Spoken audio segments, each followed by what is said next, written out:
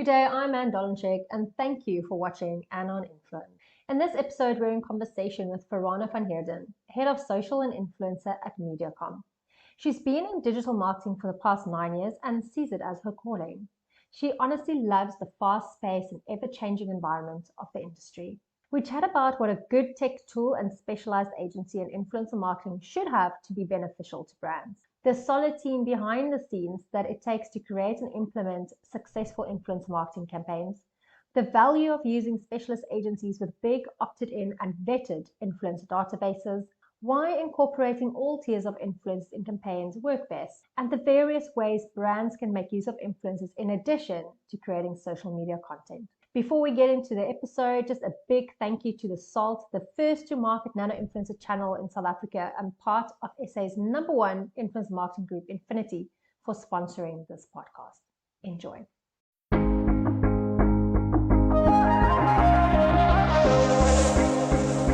So these days, when it comes to digital marketing, the magic is often found in getting the right person to create and post content. This is where theSALT steps in. We generate and grow a dynamic database of real influencers, real people with real relationships within their highly engaged online communities.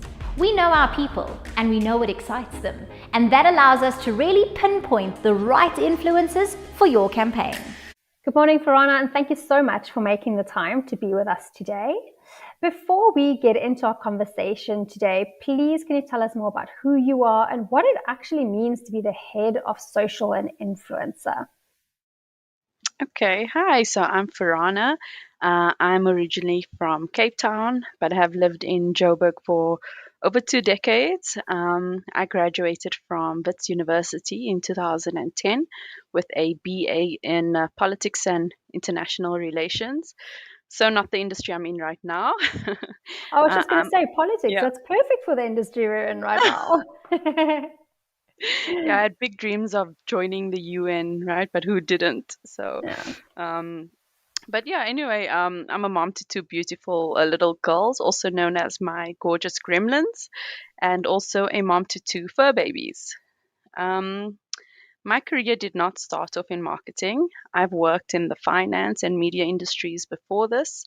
But once I started doing my own research back in 2013 on this new age of digital marketing taking the world by storm and all the opportunities it was opening up for young, ambitious people, I just knew I had to get in on the action. So fast forward to where I currently am, running the social media and influencer departments for one of the best globally recognized ad agencies, that being MediaCom. I feel blessed to have been given this opportunity, but more than it being a great title, it comes with a lot of responsibility. You know, with great power comes great responsibility. And in my opinion, my main responsibility in my role is to uplift, upskill, and empower the people who make it all possible. Those are the hardworking people within our agency. Because at the end of the day, they're the reason we will still have jobs, right? MediaCom's main tagline is people first, better results. So that essentially means that if you invest in your talents, well being, and growth, it naturally translates into better ROI for your business. So while my role can be very operational at times, what I love most about it is that it allows me to spend time with each of my colleagues, getting to know them as people, understanding their passions and what drives them, and seeing their vision for what it is, where it is that they want to be. So when you know your people, you learn their skill sets and capabilities, and together you find ways to play to their strengths and strengthen their weaknesses in order to allow them to reach their full potential. And yeah. Sure. That was a mouthful. I love it. But it's so true, though. The moment you actually know your team super well and what drives them, you can literally give them a really healthy environment to work in which they'll thrive, which means the company thrives, your client thrives, and it's just a win-win-win for everyone. Of course, definitely. So let's chat about the evolution of influencer marketing, which has obviously been rapid over the last couple of years. And if we look back as little as, I would say, 6-7 years, there wasn't really the capabilities that we have right now, especially in way of technology in the space. So that's really grown for me. And I think that's like a really good point to bring up, because I think a lot of people still think influencer marketing is very wishy-washy. It's very vanity metrics driven, where in fact it isn't at all. Technology has really become such a big part of not only measuring and metrics, but also helping people in our industry. So I really want to know from you, in your opinion, what makes a good piece of tech in our industry? In other words, what must it actually deliver for you to do a good job and for you to actually show those results to your clients? So, what makes a good piece of tech? It's definitely a user-friendly interface. It has to give me access to a mass database. It should contain all the information I need in order to build out solid proposals and strategies for our clients. Um, it must provide me with detailed reporting functionality. Essentially, it needs to make our job easier by being convenient, accessible, and accurate. So you've spoken now about it makes make your life a bit easier so that you can actually show those results in an easy way for anyone to understand. But what does that actually mean? How does this tech actually simplify your role and the processes involved? So you don't have to spend 20 hours poring over a report where now you can pull one in half an hour, say. Mm, exactly. So, I think we're very fortunate today to have the technology and access to data that we currently have.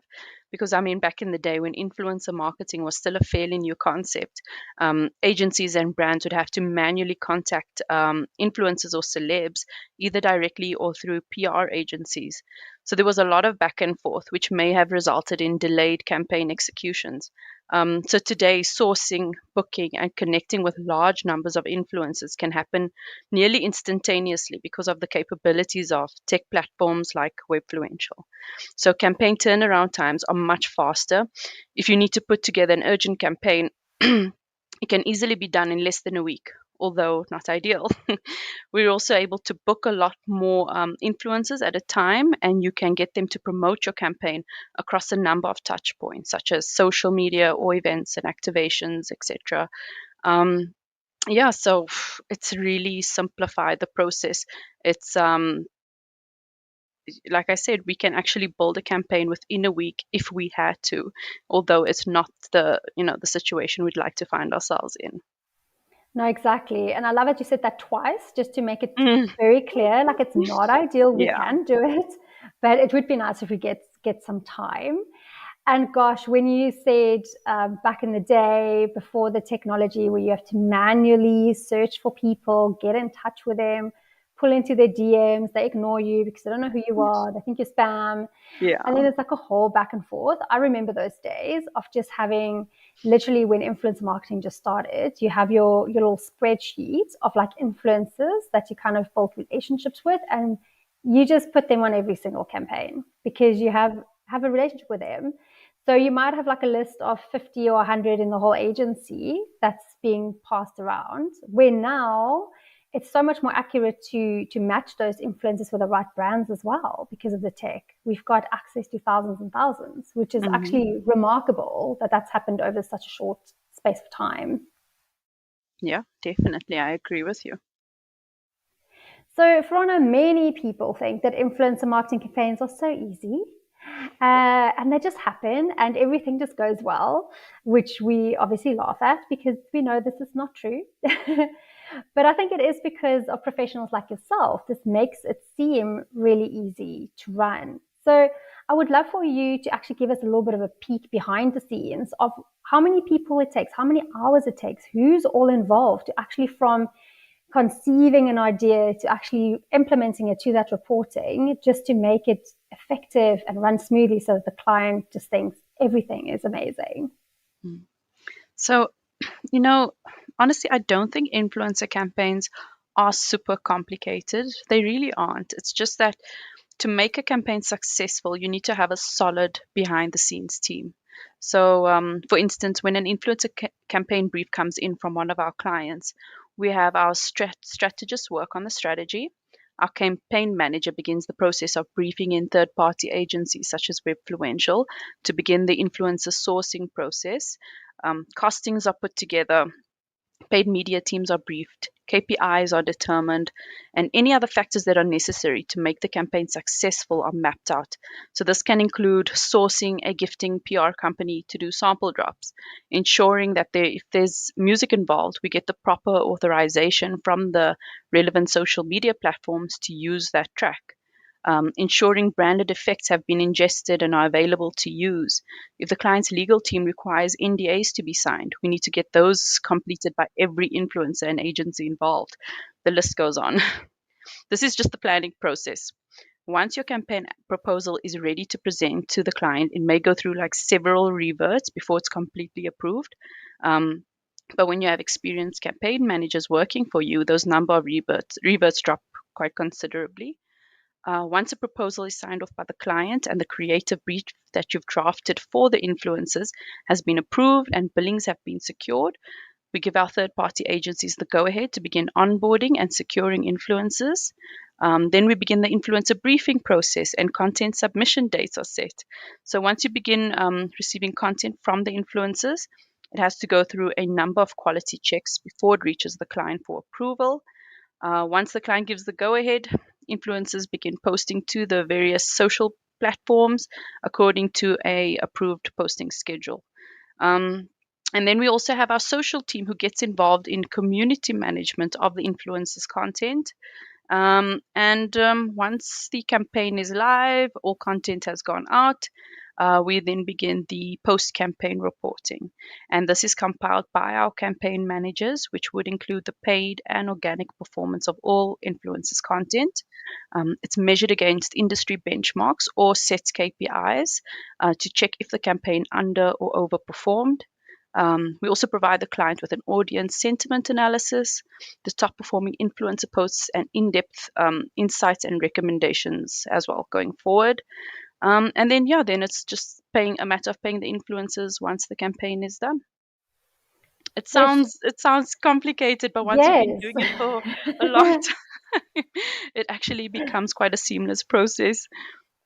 I think that's why I said professionals like yourself make it seem easy. But it's unless you have that really solid team behind you, it's really, really difficult, especially where a lot of brands have like one person who's doing it and trying to figure it out and negotiating and implementing and communicating and reporting. It gets really, really messy sometimes. You need to know what you're doing. Yeah. I think there's just a lack of education also about like influencer marketing. Yeah. And this is also in the marketing industry, like especially with your traditional marketers. They just began understanding how social media marketing works, and now you throwing them in with influencer marketing and their heads are spiraling. So no, absolutely. And I think to your point, it's that education that we keep on trying to do. And there's no shame in that because the marketing industry just evolves so quickly from day to day. I was speaking to someone last week saying, we've just getting our clients to understand TikTok and how it works and the benefits. And now Be Reel's coming in and everyone's going, what's, and you're like, oh no, we've just got them on the TikTok train. Now we're starting to research Be Reel and seeing how that may be beneficial for some brands. And it just changes 24/7, just quick. So yeah, I think it's that continuous education that's really, really needed. You have to be super agile. That's the only solution. Unfortunately.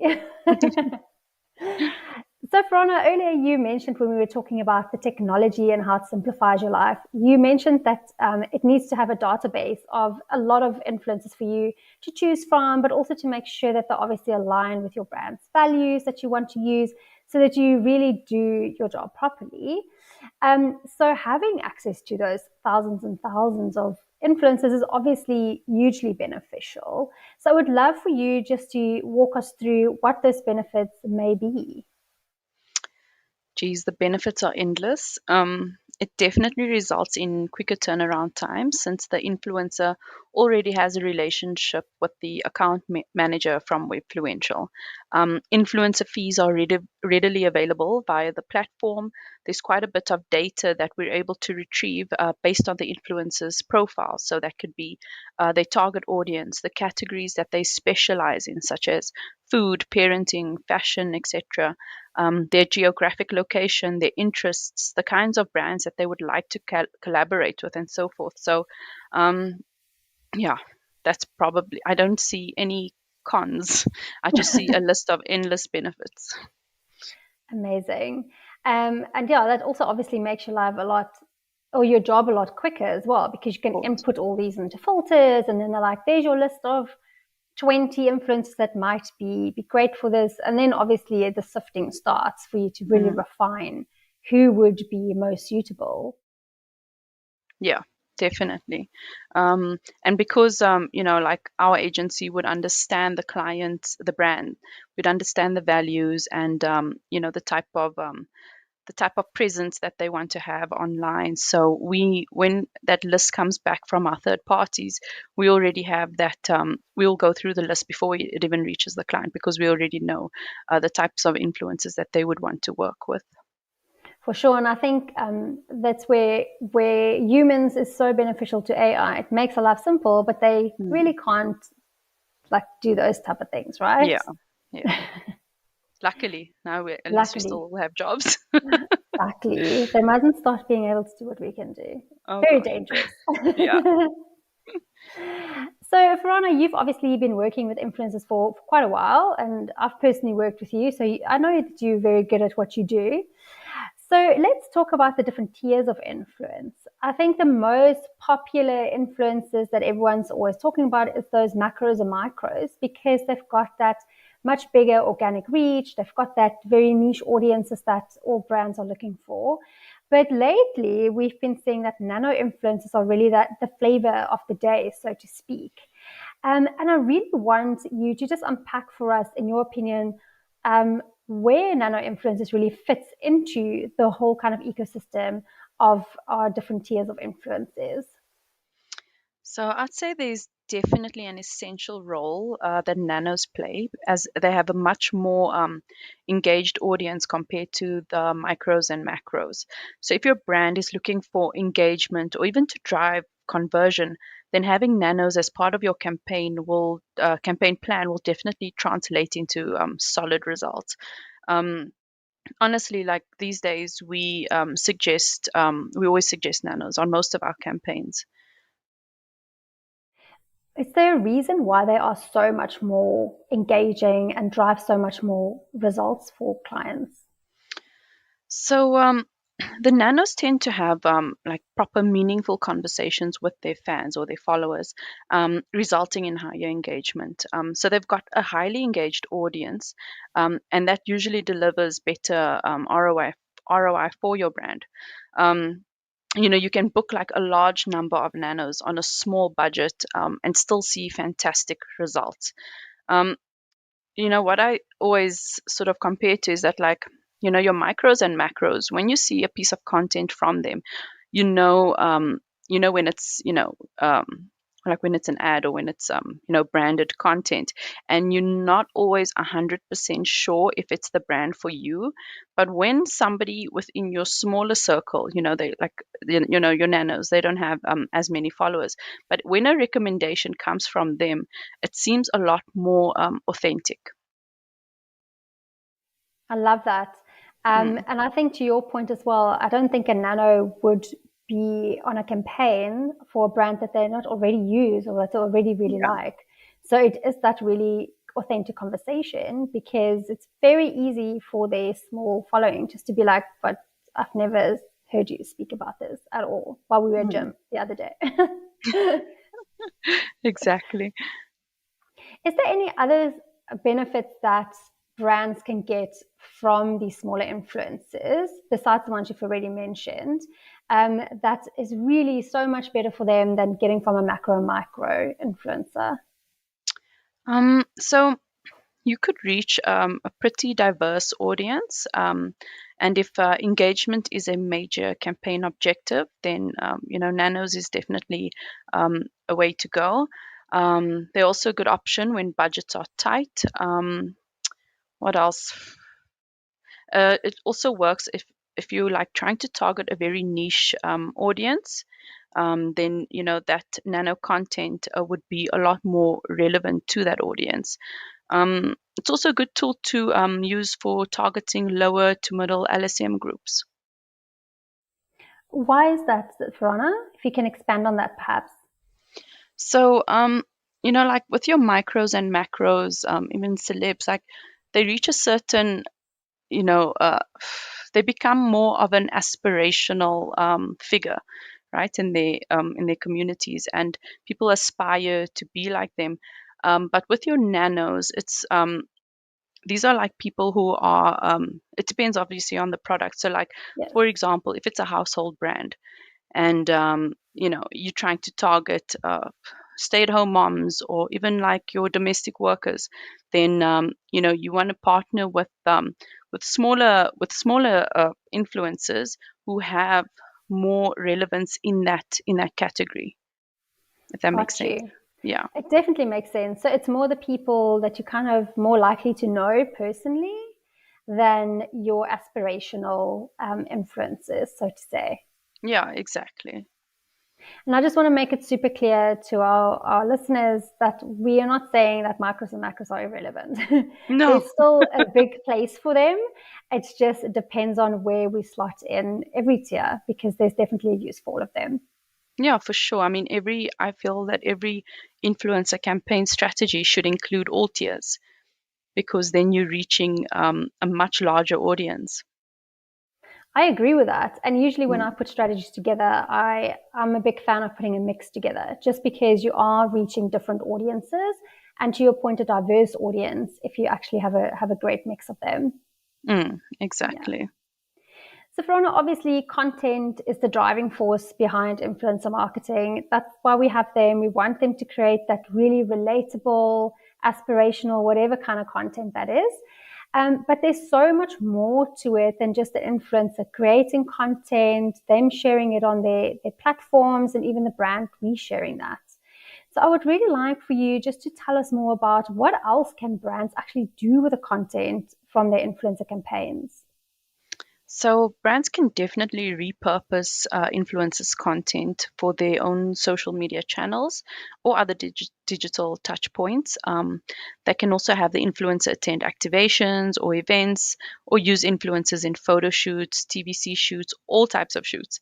And then, of course, there's an opportunity for the influencer to get involved with the brand in a longer term contract, or have them as official brand ambassadors on an ongoing basis. We've seen some of our influencers' content even make it to TV, radio, and other traditional marketing channels.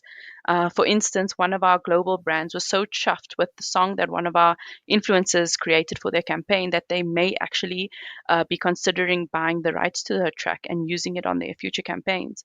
That's So amazing. it's amazing. And I mean, honestly, the content uses are only limited by the brand's budget and their vision. That is true. Yeah. I've also seen what a lot of clients or brands are doing these days, which I think is so smart of them, is instead of using influencers to create content on social media, they literally just wanting them to create content so that they can actually build up a bank of user generated content that they can use at a later stage on social media. Mm. Do you see that quite a bit where you are as well?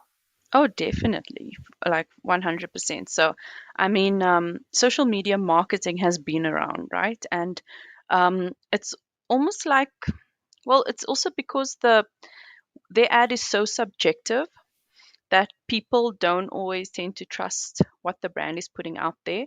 So when you're partnering with real people, and they kind of carrying your brand message and sharing that awareness about your brand, it comes across as a lot more authentic.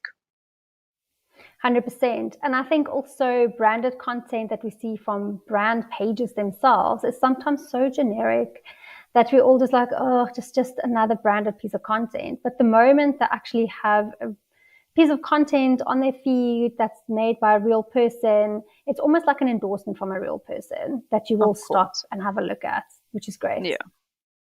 And then, I mean, that's when your macros and your micros really play a role.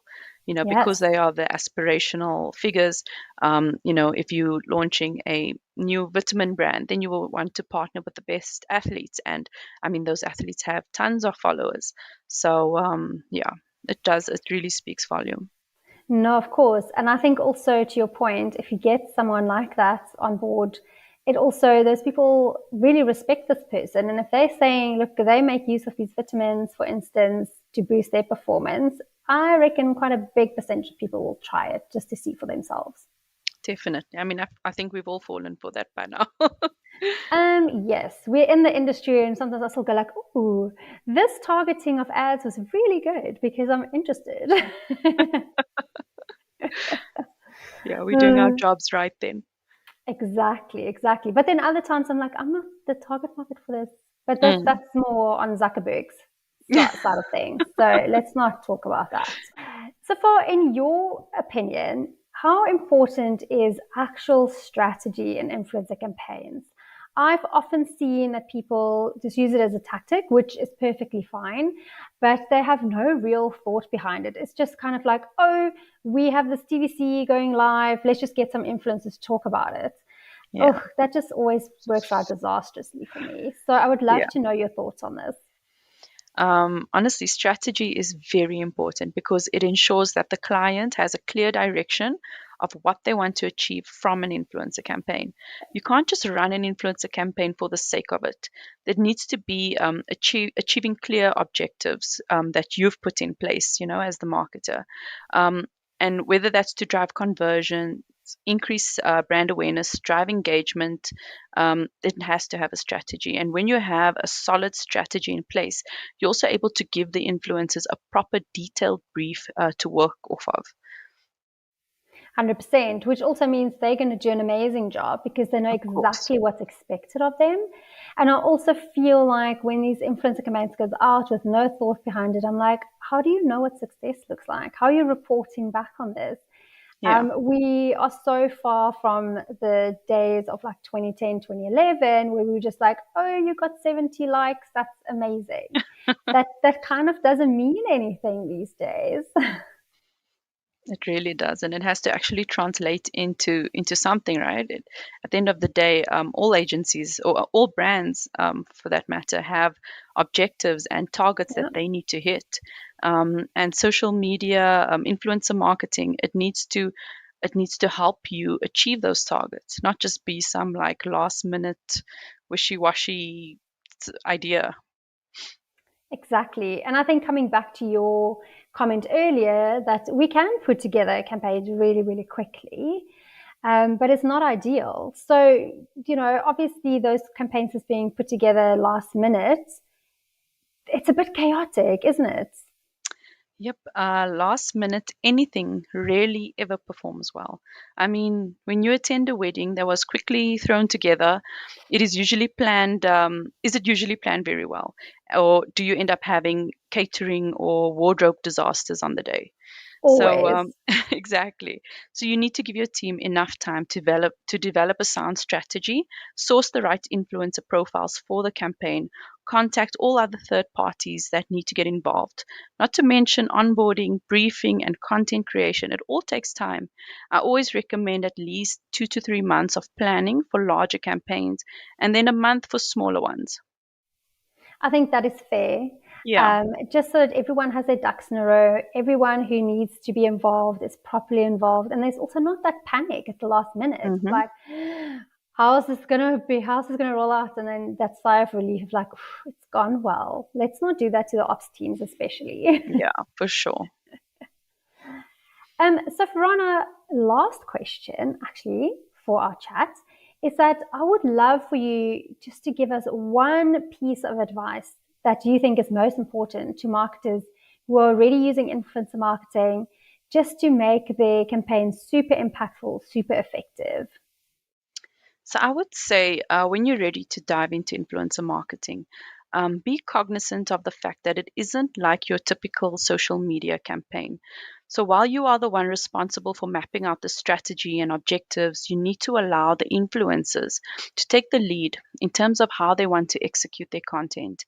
They are the experts in their field. They know what works for their audience. So there needs to be a certain degree of trust between the brand, agency, and influencer.